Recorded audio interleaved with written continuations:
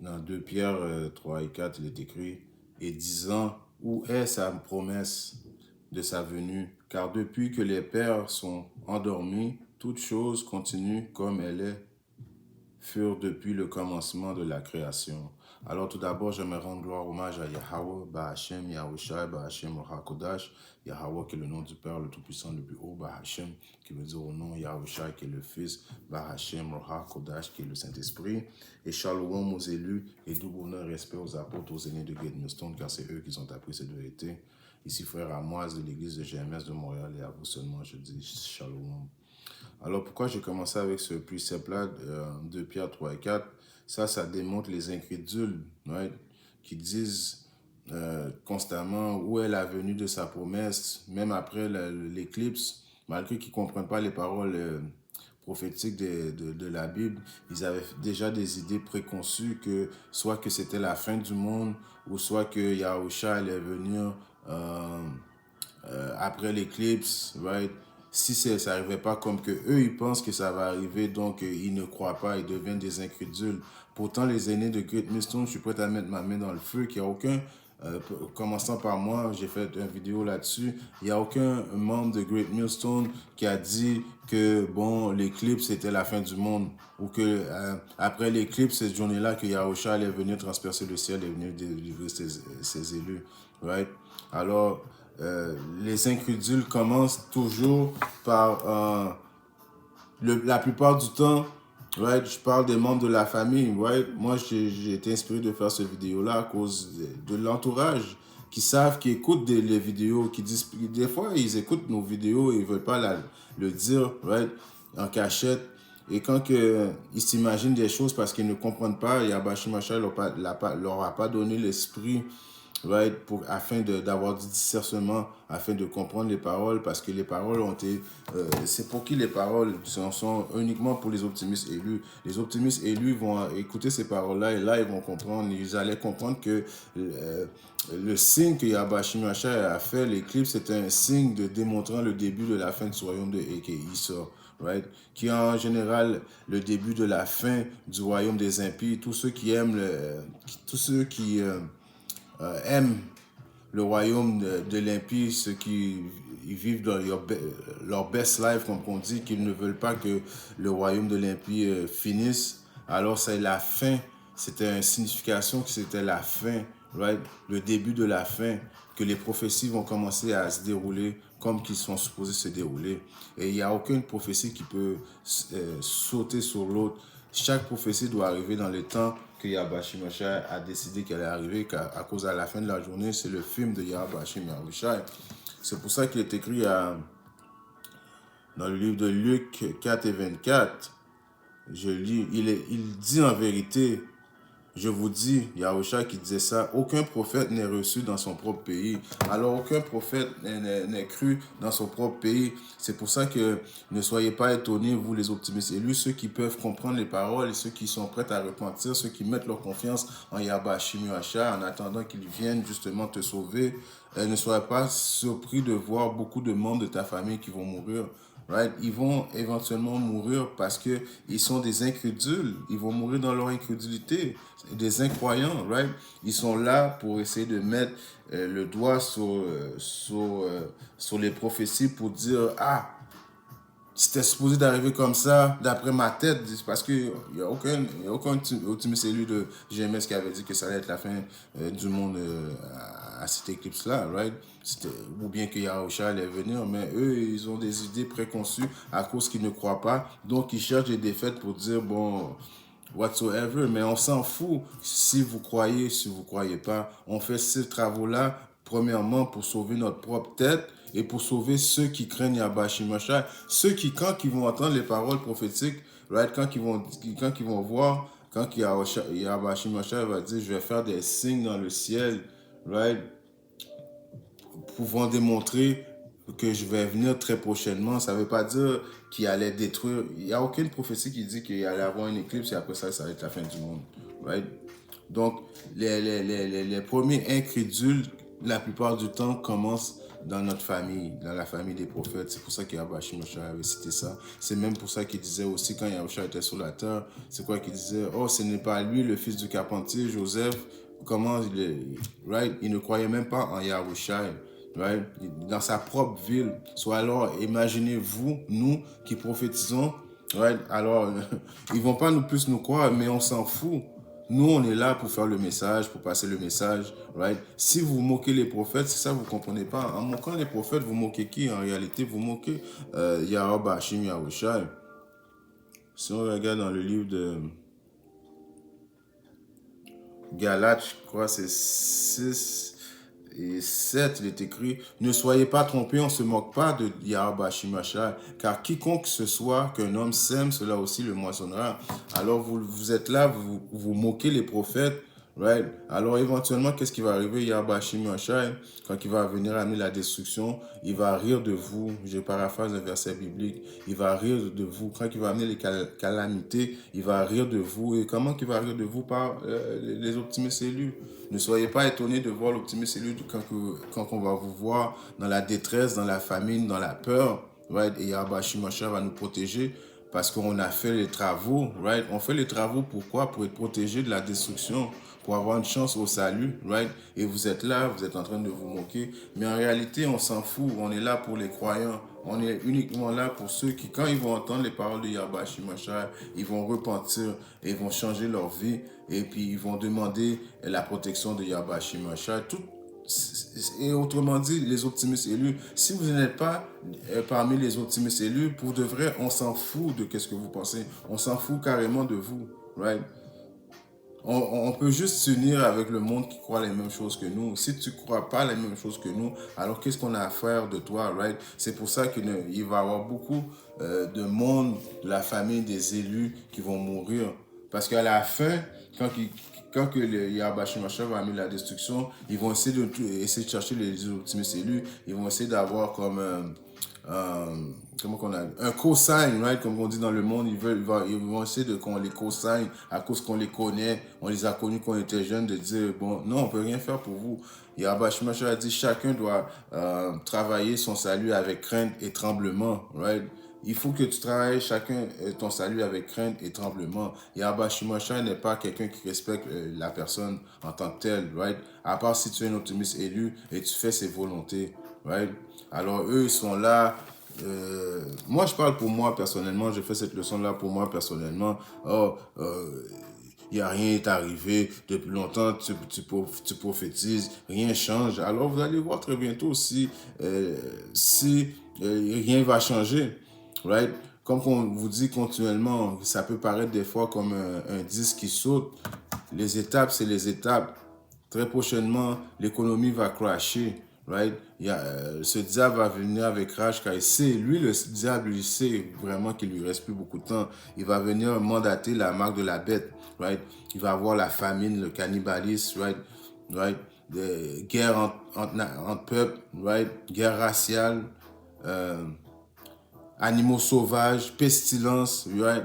Yahweh Shimashah va venir aussi avec beaucoup de plaies, right? Les plaies, il va amener beaucoup de plaies, plus de plaies quand il a amené dans le temps d'Égypte, right? Que ce soit des moustiques, animaux sauvages, les léviathans, right? Cette bête qui dort dans l'océan, qui attend le feu vert de Yahweh Shimashah pour qu'il puisse se lever, right?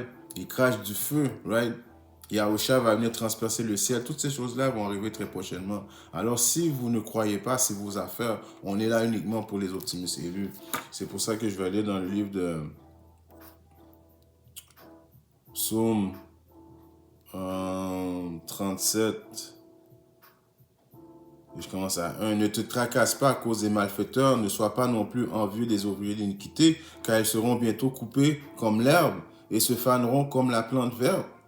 Right? Confie-toi dans le Seigneur et fais le bien. Ainsi demeureras-tu dans le pays et en vérité tu seras nourri. Alors on va être délivré, on va être nourri pendant que vous allez avoir faim. Les optimistes élus vont manger. Pourquoi? À cause qu'on a fait les travaux de Yahweh Shimashah. Tous ceux qui ne croient pas vont mourir dans l'incrédulité. Ils vont être coupés comme l'herbe. Je viens de lire. Vous allez être coupés comme l'herbe. Right? Alors ils sont là, ils rigolent, ils disent quasiment qu'on est des faux prophètes, malgré qu'on n'a pas... Il n'y a aucun membre de GMS, right, qui prend les prophéties pour faire son propre interprétation. Si tu ne comprends pas les prophéties, parce que les prophéties ne sont pas faites pour toi, right? Dans le livre de Ecclésiaste, right, 8, et je commence à 11, parce que la sentence contre les mauvaises œuvres ne s'exécute pas proprement. Alors qu'à cause que Yahba Shimashai, qui est l'optimus juge, va décider pas de vous juger tout de suite après que ce que vous avez fait quelque chose de mal. Ce précepte-là, ça va, ça va primordialement avec Issa, right, qui est l'impie, euh, le, qui est tout le monde fait des choses injustes, mais il y a un peuple qui est l'injuste, qui est le mal, et c'est et qu'ils sont l'homme rouge, l'homme blanc, right? Et ceux aussi, les 2 tiers de notre nation et toutes les autres nations aussi qui font le mal, parce que Yahba Shimashai ne vous juge pas sur le champ, alors contre les mauvaises œuvres ne s'exécute pas promptement, c'est pourquoi le cœur des fils de l'homme est plein de l'envie de faire le mal. Alors vous dites, comme que j'ai lu au début, en disant où est la promesse de sa venue, car depuis que les pères sont endormis, toutes choses continuent, right? Toutes choses arrivent, right? On mange du porc, là, je continue à vivre. Right? Je couche avec la femme de mon frère, je continue à vivre, right? Je vole, je fais des fraudes, je continue à vivre. Donc, vous pensez à cause que Yahba Shimashai ne vous juge pas sur le spot, que vous êtes libre, right? Et là, encore une fois, il y en a qui disent, oh, il y a eu l'éclipse, rien n'est arrivé, à cause qu'ils ne comprennent pas les paroles véridiques de Yahba Shimashai. Ce début d'éclipse, ça, c'est le signal du commencement du règne de Issa qui va commencer, qui va se faire craser très prochainement par Yahba Shimashai, right? Et c'est ceux seulement qui ont des oreilles spirituelles et des yeux spirituels, right, donnés par Yahba Shimashai puissent comprendre ces choses-là. Il faut que Yahba Shimashai ouvre ton esprit afin que tu puisses comprendre, right? Si tu as l'esprit fermé, right, si tu ne comprends pas, c'est à cause que Yahba Shimashai t'a fermé toutes sortes de compréhensions, right, afin que tu sois jugé. Je continue.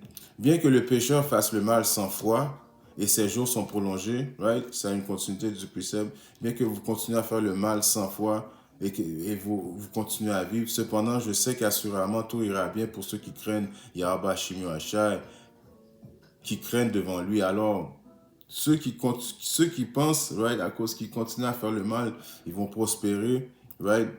C'est là que vous allez vous tromper. Parce que si on continue, mais tout n'ira pas bien pour le méchant. Il ne prolongera pas ses jours qui sont comme l'ombre, parce qu'il ne craint pas devant Yahba Shimashai. Alors, le début de l'intelligence, c'est craindre Yahba Shimashai. Et si tu n'as pas cette crainte, en donne-toi de craindre Yahba Shimashai, celui qui a fait le ciel et la terre. Alors, éventuellement, tu vas être jugé. Right?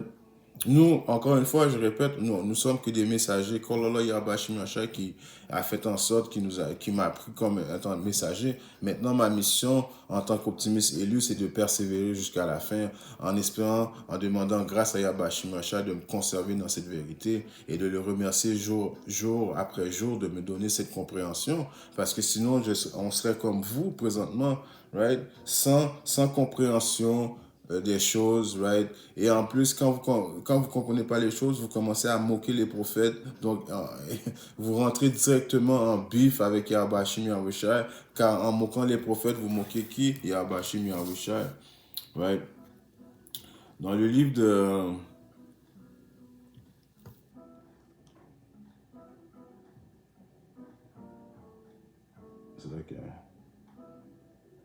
Dans le livre de Cathesdras 9 et 13, il est écrit: toi donc à présent, laisse toute curiosité concernant la façon dont l'impie sera supplicié. Alors nous, on s'en fout, comme que je dis, comme que j'ai dit au début, on s'en fout comment que vous allez mourir. On est là uniquement pour les optimistes élus. On s'en fout. On veut savoir quoi, mais cherche comment les justes seront sauvés, à qui le monde appartiendra. Alors on est là uniquement pour faire le message quand le message sort, l'optimiste élu va capter tout de suite. Yahweh Shai Mashiach va faire en sorte que l'optimiste élu va capter la vérité, il va repentir. Right? Après ça, il va être sauvé. Donc, on est là pour savoir comment Yahweh Shai Mashiach va faire pour sauver les optimistes élus. Right? Et le jugement qu'il reste à faire pour les incrédules, ceux qui moquent justement les prophètes, on veut rien savoir. On sait juste que Yahweh Shai Mashiach, la vengeance est à lui et lui, il va vous réserver un jugement adéquat à vous-même. Right? On continue. Comment les justes seront sauvés? À qui le monde appartiendra? Right? À cause que le monde va appartenir à qui? Aux justes. Right? Commençant par les optimistes élus, les 144 000 hommes de la maison de David, roi David. Right? Alors là, ça va être Yahushai, right? Les apôtres, roi David et ses hommes, et le reste des optimistes élus. Le monde va appartenir à nous. Right? Alors oui, le signe a été fait, le signe de l'éclipse, c'est le début de quoi? Le commencement de la destruction. Donc les autres prophéties vont commencer à rentrer en ligne de compte, principalement qui va être quoi? L'implantation de la marque de la bête. C'est là que le gros test s'en vient, c'est ceux qui vont prendre la marque de la bête. Soit tu prends la marque de la bête, tu dis que tu prends Issa comme ton Dieu, ou soit tu ne refuses la marque de la bête, qui fait en sorte que en refusant la marque de la bête, tu es un Israélite. Si tu fais ça, à quelque part, tu es un optimiste élu, right? Alors tu démontres à Yahweh Shai Mashiach qu'il est ton Dieu, tu mets confiance en lui, tu mets toute ta confiance en Yahweh Shai Mashiach afin qu'il lui puisse te protéger dans ces moments difficiles. Parce que ceux qui ont de l'argent, ceux qui ont des possessions charnelles, ces biens-là ne pourront pas vous défendre dans les jours où ce que Yahweh Shai Mashiach vient amener son jugement. Uniquement ceux qui ont la marque spirituelle, right, qui est le Torah en hébreu, qui veut dire l'exemption, right, vont être sauvés de la destruction de Yahweh Shai Mashiach, parce que Yahweh Shai Mashiach va faire en sorte que les anges nous protègent, right. Donc, je vais relire avant de fermer cette leçon-là. Comme que je dis, c'était juste un message que je voulais faire aux incrédules, ceux qui ne comprennent pas les prophéties et qui prennent les paroles et puis ils deviennent des accusateurs, ils deviennent des moqueurs en disant que depuis longtemps qu'on prophétise, rien n'est arrivé. Et ils prennent l'occasion de l'éclipse pour aussi nous moquer, pour dire que bon l'éclipse est passé, là on attend le prochain éclipse. Il n'y aura pas de prochain éclipse dans 40 ans, on n'a plus 40 ans. Très prochainement, Yahweh Shai Mashiach vient. Right? Tel, je relis dans 4 Esdras 9 et 13, il est écrit: toi donc à présent laisse toute curiosité concernant la façon dont l'impie sera supplicié, mais cherche comment les justes seront sauvés, à qui le monde appartiendra, pour qu'il sera et quand cela se produira. Right? Donc nous, c'est ça qu'on veut savoir, quand ça va arriver. Comme que je vais paraphraser un verset biblique, les apôtres, quand ils ont demandé à Yahushua, est-ce que c'est là, à ce moment-là, que tu vas venir restaurer le royaume des cieux? Yahushua lui dit, non, c'est pas à vous de savoir à quand que je vais venir restaurer le royaume des cieux. Right? Seul le Père qui sait quand l'heure est exacte, mais Yahweh Shai Mashiach nous a laissé des signes afin qu'on puisse déterminer quand quand il va venir. Et cette éclipse était le signal, le feu vert aux optimistes élus, afin que les optimistes élus puissent voir, puissent après ça proclamer, right, parce que Yahweh Shai Mashiach ne fait rien à part s'il révèle ses secrets à ses serviteurs, les prophètes. Donc Yahweh ne fait rien à part s'il dit qu'est-ce qui va arriver à ses serviteurs, ses prophètes, right? En espérant que cette leçon a été édifiante. Si Yahweh Shai Mashiach le veut, je reviendrai bientôt avec une autre leçon. Shalom.